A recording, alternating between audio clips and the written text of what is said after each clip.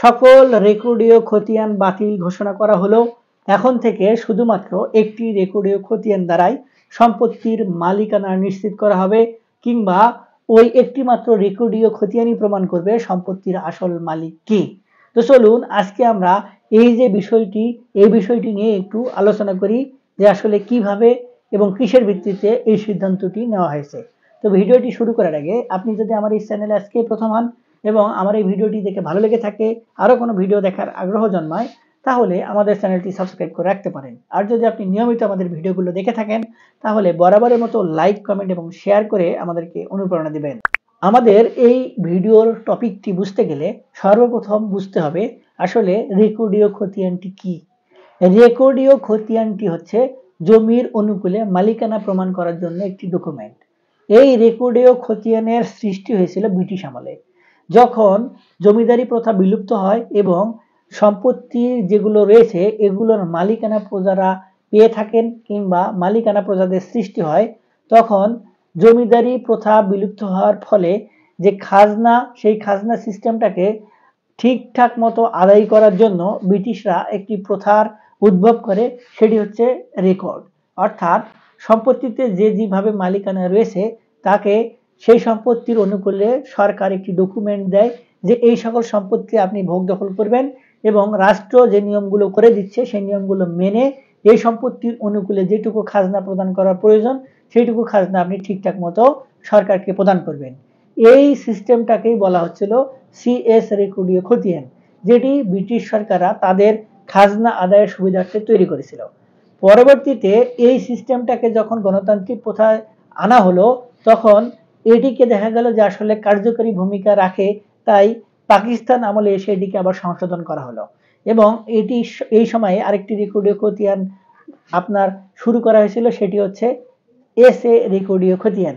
এই এসএ রেকর্ডীয় খতিয়ানকেই বলা হচ্ছে জঘন্যতম রেকর্ডীয় খতিয়ান, যেই রেকর্ডীয় খতিয়ান তৈরি করার ফলে অনেক ব্যক্তি সম্পত্তির মালিকানা হারিয়েছেন, অনেক ব্যক্তি সম্পত্তির মালিক হয়েছেন, এবং এই রেকর্ডীয় খতিয়ানে যে ভুলগুলো করা হয়েছে সেই রেকর্ডীয় খতিয়ানের কারণেই এখন পর্যন্ত সম্পত্তির মালিকানা সংক্রান্ত অনেক সমস্যাই তৈরি হয়। এই রেকর্ডীয় খতিয়ানটির পরে আরেকটি রেকর্ডীয় খতিয়ান করা হয়েছিল বাংলাদেশ স্বাধীন হওয়ার পরে, সেটি হচ্ছে বিএস রেকর্ডীয় খতিয়ান। তারপরে অনেক জায়গায় বিভিন্ন সময় রেকর্ডীয় খতিয়ান করা হয়েছে, যেমন সিটি জরিপ, তারপরে বিআরএস রেকর্ডীয় খতিয়ান, এই ধরনের কিছু রেকর্ডীয় খতিয়ান আঞ্চলিক বিভিন্ন জায়গায় করা হয়েছিল। তবে সর্বশেষ যে রেকর্ডীয় খতিয়ানটি করা হয়েছিল সেটি শেষ হয়েছিল দিনাজপুরের ফুলবাড়ি উপজেলায়। এবং এই যে রেকর্ডীয় খতিয়ান, এই রেকর্ডীয় খতিয়ানগুলো কিন্তু বিভিন্ন সময় করা হলেও এক সকল রেকর্ডীয় খতিয়ানে কিন্তু কিছু বেজ রয়েছে। অর্থাৎ এই যে সিএস রেকর্ডীয় খতিয়ানে যে ব্যক্তি সম্পত্তির মালিক, পরবর্তীতে এসে যে এসএ রেকর্ডীয় খতিয়ান করা হলো, এই এসএ রেকর্ডীয় খতিয়ানে ওই ব্যক্তি কিংবা তার ওয়ারিশরা কিন্তু এই রেকর্ড খতিয়ানধারী হওয়ার কথা। যদি কোনো কারণে সিএস রেকর্ডীয় খতিয়ানের পরে এসএ রেকর্ডীয় খতিয়ান অন্য একজন ব্যক্তির নাম আসে, যার সাথে ওই সিএস রেকর্ডীয় খতিয়ান ভুক্ত ব্যক্তির কোনো সম্পর্ক নেই, তাহলে দেখতে হবে যে ওই সিএস রেকর্ডীয় খতিয়ান ভুক্ত ব্যক্তির কাছ থেকে এসএ রেকর্ডীয় খতিয়ান ভুক্ত ব্যক্তি কিভাবে সম্পত্তি নিলেন, লিগ্যাল ভাবে কোনো হস্তান্তরযোগ্য দলিল রয়েছে কিনা, ক্রয় বিক্রয় হয়েছে কিনা, হেবা দলিল হয়েছে কিনা, দানপত্র দলিল হয়েছে কিনা, এই বিষয়গুলো পর্যবেক্ষণ করতে হবে। এখন এটি শুধু ওইটাতে না, এখন এসে ধরেন এসএ খতিয়ানের পরে যে বিএস সিটি জরিপ, এই রেকর্ডীয় খতিয়ানগুলো হলো, এগুলোতেও সামঞ্জস্য রয়েছে কিনা, অর্থাৎ এসএ রেকর্ডীয় খতিয়ানধারী ব্যক্তির নাম তার পরবর্তীতে এসে বিএস রেকর্ডীয় খতিয়ানভুক্ত ব্যক্তির নামের সাথে কোনো মিল রয়েছে কিনা। এখন যদি কোনো কারণে দুইটা রেকর্ডীয় খতিয়ানে দুইজন ব্যক্তির নাম থাকে যাদের মধ্যে কোনো বংশীয় কিংবা পারিপার্শ্বিক সম্পর্ক নেই, তাহলে দেখতে হবে যে আসলে তাদের নিজেদের মধ্যে কোনো লিগ্যাল হস্তান্তরযোগ্য দলিল রয়েছে কিনা। যদি দলিল থাকে তাহলে এই হস্তান্তর কিংবা এই যে রেকর্ডীয় খতিয়ানের নাম পরিবর্তন হয়ে গেল, এটি আসলে আইনগতভাবে বৈধ। আর যদি না থাকে তাহলে বুঝতে হবে যে এসএ রেকর্ডীয় খতিয়ানধারী ব্যক্তি আসল মালিক, পরবর্তীতে বিএস কিংবা ওই সিএস থেকে পরবর্তীতে এসে এই যে সকল ব্যক্তির নাম পরিবর্তন হয়ে গেল, এরা আসলে কোনোভাবে সম্পত্তি জবরদখল করেছে কিংবা কোনো কায়দা কানুন অবলম্বন করে সম্পত্তি হাতিয়ে নিয়েছে, এই ধরনের কোনো কিছু হয়ে গেছে। এখন ওই সকল ব্যক্তির কাছে যদি কোনো দলিল না থাকে, তাহলে নতুন ভূমি অপরাধ প্রতিরোধ এবং প্রতিকার আইন যেটি বলছে এই সকল ব্যক্তির মালিকানা টোটালি অবৈধ, তাদের সম্পত্তির ভোগ দখল ছেড়ে দিতে হবে। যদি এসে খতিয়ানভুক্ত ব্যক্তি কোনো ধরনের প্রমাণ হাজির করতে পারে কিংবা তার ওয়ারিশরা কোনো ধরনের ডকুমেন্ট সাবমিট করতে পারে যেগুলো তাদের সম্পত্তিতে মালিকানা যেতে কোনো প্রকার বাধা প্রদান করবে না কিংবা সহযোগিতা করবে, এক্ষেত্রে ওই এসে রেকর্ডীয় খতিয়ান কিন্তু অত্যাধিক গুরুত্বপূর্ণ। এবং ওই একটি ডকুমেন্ট দ্বারাই এখন কিন্তু ওই সকল ব্যক্তির ওয়ারিশরা এসে এই যে 50-60 বছর ধরে যারা সম্পত্তি ভোগ দখল করছে তাদেরকে উচ্ছেদ করতে সহযোগিতা করবে এবং তারা উচ্ছেদ হতে বাধ্য। এই একটি ডকুমেন্টের কথাই কিন্তু ভিডিও শুরুতে প্রথমে বলেছিলাম যে সকল রেকর্ড বাতিল হয়ে যাবে, আগে পিছে যত রেকর্ড থাকবে সকল রেকর্ডই একদম মূল্যহীন হয়ে যাবে শুধুমাত্র এই একটি রেকর্ডীয় খতিয়ানের কারণে। আরেকটি ব্যাপার সেটি হচ্ছে এখন যে রেকর্ডীয় খতিয়ানটি চলমান রয়েছে বিডিএস রেকর্ডীয় খতিয়ান, এটিরও কিন্তু প্রতিপাদ্য একই। এই রেকর্ডীয় খতিয়ানটি যখন কার্যকরী ভূমিকা পালন করবে, যখন শেষ হয়ে যাবে, তখন কিন্তু আগের যত রেকর্ডীয় খতিয়ান হয়েছে অর্থাৎ ওই সিএস, এসএ, বিএস, সিটি যা জরিপ বলেন না কেন সকল জরিপের যে রেকর্ডীয় খতিয়ান তৈরি হয়েছে এগুলো কিন্তু সকল কিছুই বাতিল হয়ে যাবে, শুধুমাত্র বিডিএস রেকর্ডীয় খতিয়ান কার্যকরী ভূমিকা পালন করবে। কেন পালন করবে? এই যে একটি প্রশ্ন, এই প্রশ্নের উত্তর কিন্তু মন্ত্রণালয় থেকে মন্ত্রীরা, তারপরে বর্তমানে উপদেষ্টারা, মন্ত্রণালয়ের সচিবেরা সকলেই কিন্তু বারংবার বলছে যে এই রেকর্ডীয় খতিয়ান হবে অত্যাধিক ডিজিটাল রেকর্ডীয় খতিয়ান এবং এই রেকর্ডীয় খতিয়ানটি হবে সম্পূর্ণ অনলাইন ভিত্তিক, সম্পূর্ণ ডিজিটালাইজ, অর্থাৎ এটি ড্রোন দিয়ে স্যাটেলাইটের মাধ্যমে জমির একদম খণ্ড খণ্ড ভাগে বিভক্ত করে কে কোন দাগে কতটুকু অংশ রয়েছে সকল কিছু এই রেকর্ডীয় খতিয়ানে অন্তর্ভুক্ত করা হবে এবং এটি অনলাইনে সংরক্ষণ করা হবে 50 বছর ধরে, প্রয়োজন আরো বাড়ানো হতে পারে বলা হচ্ছে।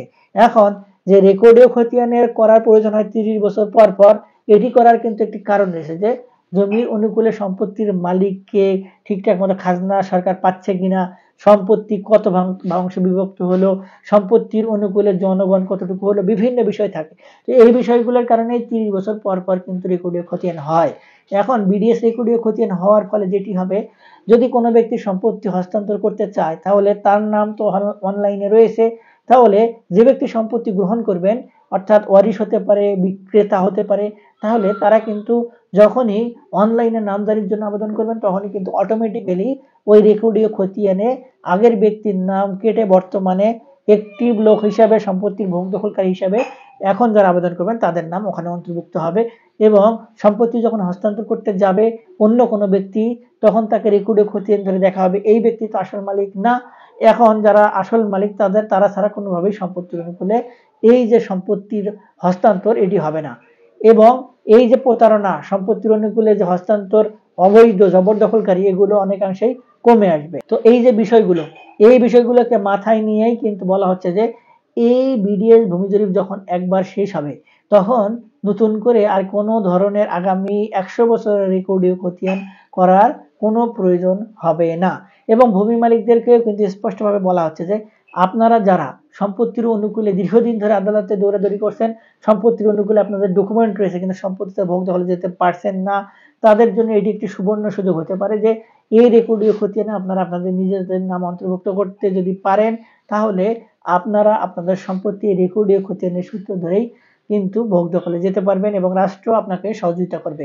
এবং প্রথমে যে কথাটি বললাম ওই সিএস রেকর্ডীয় খতিয়ান থেকে পরে এসএ রেকর্ডীয় খতিয়ানে আরেকজন ব্যক্তির নাম, এসএ রেকর্ডীয় খতিয়ান থেকে পরবর্তীতে এসে বাংলাদেশ আমলে যে সকল রেকর্ডীয় খতিয়ান এসে এগুলোতে আরেকজন ব্যক্তির নাম, এই যে সংক্রান্ত জটিলতা, এই জটিলতাগুলোও কিন্তু নিরসন করে দেওয়া হবে বলেছে ভূমি অপরাধ প্রতিরোধ এবং প্রতিকার আইন। এবং এখানে বলা হচ্ছে যে কোনো ব্যক্তির কাছে যদি এমন একটি ডকুমেন্ট থাকে যে ডকুমেন্টটি তিনি সম্পত্তিতে মালিকানা পাবেন এটি প্রমাণ করার জন্য যথেষ্ট, তাহলে ওই সকল ব্যক্তিকে সম্পত্তির মালিকানা বুঝিয়ে দেওয়া হবে।